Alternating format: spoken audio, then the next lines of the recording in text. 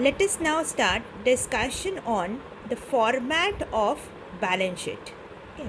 See, as we have already done discussion on the format of trading account and profit and loss account, and I told you in case of final account we do trading account and profit and loss account together in the same format, but balance sheet is not an account, it is a statement of assets and liabilities only.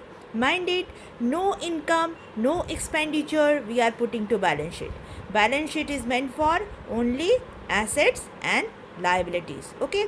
So in this balance sheet, we are doing this balance sheet separately. Once we are over with our trading account and profit and loss account, then we are doing this balance sheet. Okay. So first heading we have to put here is balance sheet as at. So that is obviously we are doing at the end of a year. So we have to put here the year ending date. Okay, now the format is just same as we have done for trading account and profit and loss account. Only the difference is here in case of balance sheet, we, as this is not an account, this is only a statement, we don't have to write debit side and credit side. We should not write debit and credit in case of balance sheet, as it is not an account, it's a statement. Okay, next, this side means this left hand side is considered to be the liability side of our balance sheet. Okay, and there are as usual two amount column. This is for any kind of addition subtraction called as amount inner, and this one is final amount column called as amount outer. Now come to asset side. This is the asset side, this right hand side is the asset side, and there will be again two amount column, amount inner and amount outer. Okay, now see, we have segregated the heads of asset side into four. Capital account, heads of liability side into four. That is capital account, reserves, long-term loans oblique debts, short-term loans oblique debts obliques current liabilities. So these are the four heads of liability side. Now come to asset side. We have segregated the heads of asset side also into four category. One is intangible asset, tangible or fixed assets. Next one is current assets, and finally fictitious assets. Okay, so four here on the liability side, four heads here on the asset side. Understood? Now let us start discussion on one particular head in an elaborate manner. Okay, now first one, if you see this, look at the liability side, first heading here it is given as capital account. Capital, as I told you in my first slide only, that capital is the main liability of every business due to the concept of entity, that means entity concept of accounting. Under this concept, the business and the owner are two separate persons. So capital is the money which the business is taking from owner. So it is the liability of the business because business has to pay it back. Okay. So capital is the main liability. So we have to write capital account first. Whatever may be the amount of capital given in the problem as per trial balance, we have to put here. Okay. Now with this capital, we have to add net profit which we have derived from our profit and loss account. Okay. If there is net loss, then we have to subtract it. Understood? So net profit should be added. If it is net loss, that to be subtracted. Okay, with the capital amount. Okay, here in the inner column. Okay, whatever may be the balance, from this we have to deduct another item called as drawings. Drawings. What is the meaning of the term drawings? You can note it down. Drawings is the cash or goods withdrawn by the owner from the business for his or her personal use. Okay, say I am the owner of my business. Okay, what I did, I have withdrawn 1000 rupees to pay the electricity bill of my home. That I cannot do because business money is not my own money. Okay, if I have done so, it is considered to be business drawings. Okay, I can instead of cash I can withdraw some goods as well, so then it would have been considered as goods drawings. Understood? So cash drawings, goods drawings, both are considered to be subtracted from capital, because drawings and capital are opposite to each other. How? Capital is the fund given by the owner to business, and drawings is the fund withdrawn by the owner from business. That's why from capital, drawings will be subtracted. Understood? So that we are doing in the inner column. Whatever may be the amount after this, with this, if there is any interest on capital, that should be added. Mind it, any capital related item must be added, any drawings related item must be subtracted.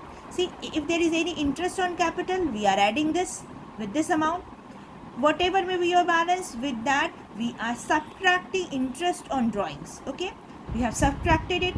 Whatever may be the balance after subtracting this, that we are transferring it to the final amount column. Understood? Okay, so this is how we are doing the adjustment under capital account head. Okay, done.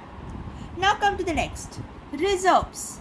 See, generally you will find there are three types of reserve for you people. There are many more. Okay, general reserve, we are creating. Reserve means creation of fund. Okay, which we are creating out of unutilized portion of profit for our future use. Now general reserve, for general purpose we are creating. Capital reserve, for procuring capital assets. Revenue reserve we are creating to compensate any kind of revenue loss. Okay, so see, this reserves, these are the common reserve for you people. So those reserves we have to write here and add it up and send the amount to the outer column. Come to long-term loan oblique debts. Long-term loans are those loans which are taken for more than 1 year period. Okay, so first one is debenture. What is debenture? Debenture is an instrument which carries the feature of shares as well as feature of bank loan. How? Just like share we are issuing to the public, debenture also we are issuing to the public. People who purchase the debenture of the company are called as debenture holder. Now, to the shareholders, if there is profit, we are paying the portion of that called as dividend. Okay, to the debenture holder, but one thing is that if there is a loss, shareholder may not get anything. But the difference is here with debenture, in case of loss also, to the debenture holder, the company has to pay that percentage which had been mentioned in the debenture. Okay, maybe 10%, maybe 5%, whatever may be the percentage, that interest we have to pay to the debenture holder, just like bank loan. That's why debenture carries the feature of both shares and loan. Okay, next comes bank loan. Bank loan, very important one. Okay, if any long term loan taken by the company will come here. Okay, that also carries a fixed percentage of interest or floating interest. Okay, we have to, that means the company has to pay every year. Okay, next one is secured loan. Secured loan, the loan which is taken for long term against some security deposit. Okay, so when this kind of loans have been taken, considered under long term loan oblique debts. Next, loan on mortgage. Mortgage means we are hypothecating the paper of our assets, and against that we are taking loan from banks. Okay, so this is called as loan on mortgage or loan on hypothecation. This is by keeping the papers of our asset with the bank itself. Okay, so these are coming under long term loan oblique debts. Next comes to short term loan oblique debts oblique current liability. See, first one, sundry creditors. See, creditors I have discussed already with you in my slide of profit and loss account. I told you creditors are those persons to whom company will pay money in future. So to anybody, if we are supposed to pay, that person is considered to be our liability. So obviously creditors are our liability, but short term, because we have to settle them within a period of 1 year. Any kind of payable, it is bills payable or books payable, any kind of payable, that also I discussed. Payable means our liability, we have to pay. Bank overdraft. Bank overdraft is a facility given by a bank to the current account holders. In case of need, they can withdraw over and above their account balance. This is called as bank overdraft. So this is also a short-term liability, okay, because the businessman has to pay it back within a time frame. Outstanding expenses I have already discussed in profit and loss slide, okay. Any outstanding means due but not paid, status is payable, so it's your current liability. Income received in advance, I already discussed with you. Income received in advance means any income which we have received before the due date, that is considered to be liability, because for the next period we are not going to get that income again, so that is our liability we are going to put here. Provision for tax, any provision we are creating for, provision means reserve we are creating for payment of tax is considered to be our current liability, will come here only. Any proposed dividend, dividend means the portion of profit distributed amongst the shareholder, okay. So any dividend we are proposing for the shareholder will come here in the current liability part. Next one is unsecured loans, okay. See, generally to take short-term loans, we don't have to keep any kind of security deposit. So if there is any unsecured loan, it will come under this short-term loan of the debts category, okay. So these are the common items which are generally coming under current liability. Apart from this, there are many more items, but these are important for you people. Understood? Now come to asset side. Asset side, first is intangible asset. This intangible, the term intangible means what? Intangible means those assets which do not have physical existence or real existence, which are only paperwork, documentation, rights, okay. Say, in order to start any business, we need, first and foremost thing we need is the license, okay. So this license is your intangible asset, will come here only, okay. Next, goodwill. Goodwill is what? Goodwill is the reputation of a company. We cannot see goodwill, we cannot touch it, okay. It do not have any real existence, okay. So goodwill is only each and every company has to value their goodwill in terms of money. So goodwill is a very important asset for the company, but what kind? It's a intangible kind of asset. Next one is patent. Patent is generally given for new invention. If the company has invented something new, the company will be awarded with the patent right, but they have to apply for this, okay. So patent is a right, okay. So this is again coming under, this is an approval, okay. So it is coming under which asset category? Intangible asset category. Next comes to copyright. Copyright is generally given for writing books, poems, for making films, okay, serials, etc., okay. So copyrights are again rights, okay. So it doesn't have any real existence, physical existence, only documentation, only approval, okay. Trademarks, each and every company has to have their own trademarks, okay. So these are all our very, very important assets, but coming under which category? Coming under intangible category of asset, okay. So see, we have added it up and sent the final amount to the outer column. Next comes to tangible asset or fixed assets, okay.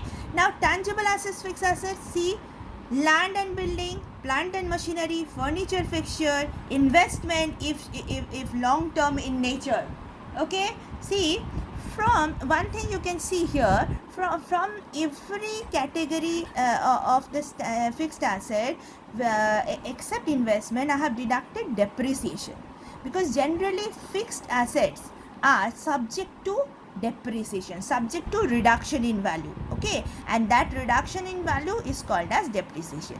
Only one exception is there, that is land, okay. So this rate of depreciation for every item will be given in your problem. You have to calculate accordingly and deduct it from every fixed asset, okay.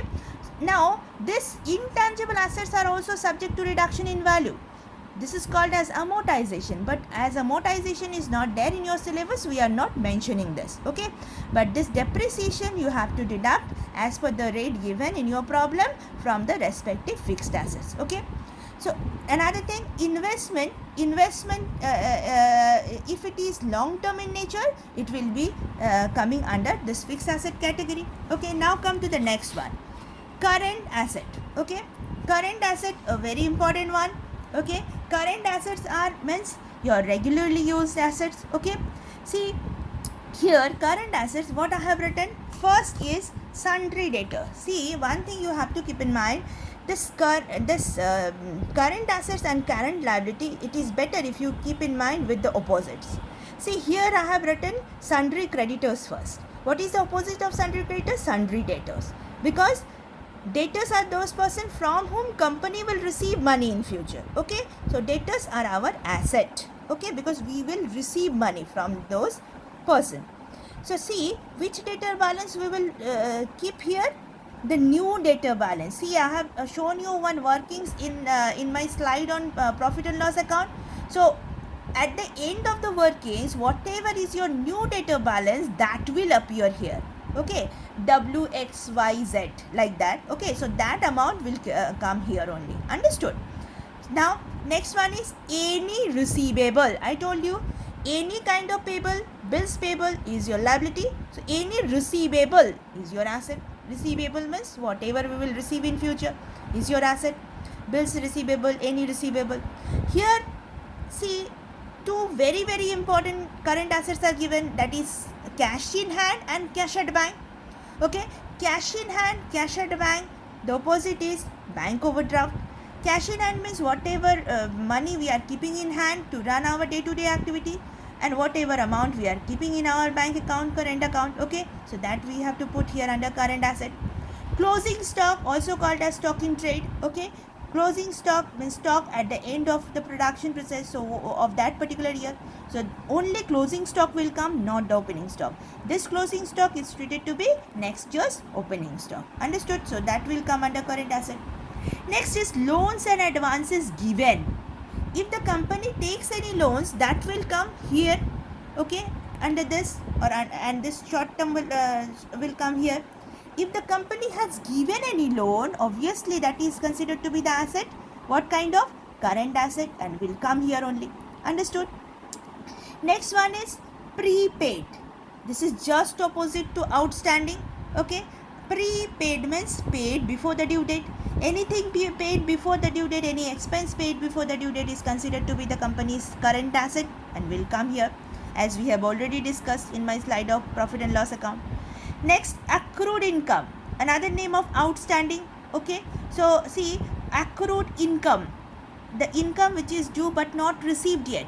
Status is receivable, and any receivable is our current asset. So accrued income will be our current asset. Now next one is investment.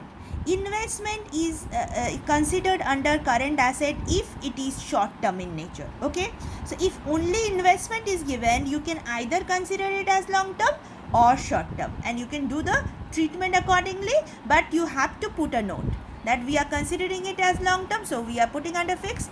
If we are considering it as short term, then we have to put under current asset.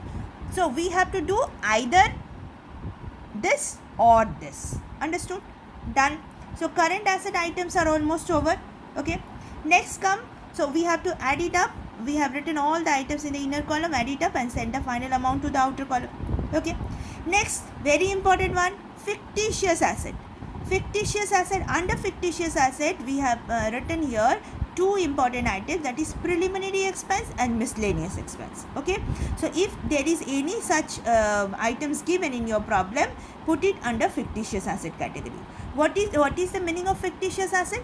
Fictitious assets are those assets which are considered to be the one-time expenditure for procurement of any fixed assets. Okay, or the expenditures which we have incurred before the establishment of our company. Okay, so those are preliminary expenditure. Preliminary means before the establishment of our company we have incurred certain expenditure, so those we have to put here. Okay, sometimes say suppose we have purchased one machinery and we have paid installation charges for that. Okay, so installation, say we have purchased machinery worth rupees 20 lakh and paid installation for 50,000. Okay, so that is one time expenditure for procurement of that fixed asset. So that machinery will come under this fixed asset category, and that one time expenditure for installation will come under this fictitious asset category. Okay, okay, so this is how we are we have included all the items of balance sheet. Okay, another thing, the very important part is that at the end of your balance sheet you have to keep in mind your asset side total, this liability side total and your asset side total, means this one must be equal. Okay, that means if your liability side is coming to say 50 lakh, your asset side should be 50 lakh, then only you can say that your final account is correct. Okay, so finally your asset total will be equals to your liability total. So that is all about balance sheet. Thank you.